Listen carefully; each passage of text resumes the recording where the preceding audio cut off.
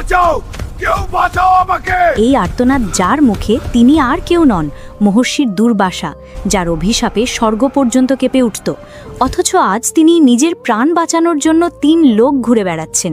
তিনি ব্রহ্মার কাছে গেলেন, তিনি ফিরিয়ে দিলেন। শিবের কাছে গেলেন, তিনিও অসমর্থ।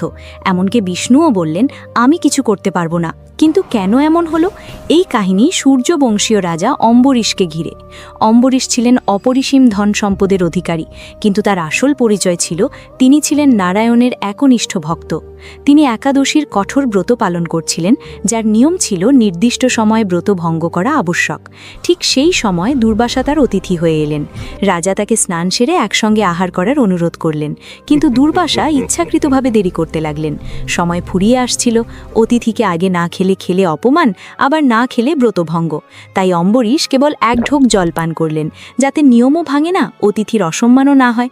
কিন্তু ফিরে এসে দুর্বাসা ক্রোধে ফেটে পড়লেন। তিনি জটা থেকে একটি চুল ছিঁড়ে মাটিতে ফেলতেই সেখান থেকে এক ভয়ঙ্কর অগ্নিরাক্ষস উৎপন্ন হয়ে অম্বরীশের দিকে ধেয়ে গেল। তবুও অম্বরীশ একটুও বিচলিত হলেন না।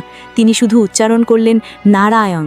সঙ্গে সঙ্গে আকাশ চিরে সুদর্শন চক্র আবির্ভূত হয়ে রাক্ষসটিকে মুহূর্তে ভস্ম করে দিল। কিন্তু এখানেই শেষ নয়।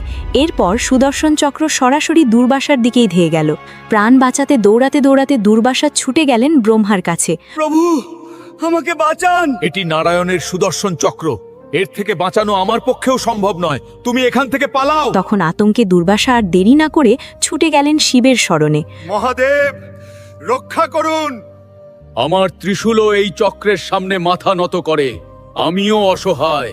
শেষে ভগবান বিষ্ণুও বললেন, এই চক্র আমার ভক্তের জন্য, আমি নিজেও একে থামাতে পারবো না। তুমি অম্বরীশের কাছেই যাও। অবশেষে ক্লান্ত, পরাজিত, ভীত দুর্বাসা ফিরে এসে অম্বরীশের পায়ে লুটিয়ে পড়লেন। আর তখনই ভক্তের করুণায় সুদর্শন চক্র শান্ত হয়ে গেল। কাহিনী ভালো লাগলে ভিডিওটি লাইক ও চ্যানেলটি সাবস্ক্রাইব করুন। আর কমেন্টে লিখুন, ওম নমঃ নারায়ণায়।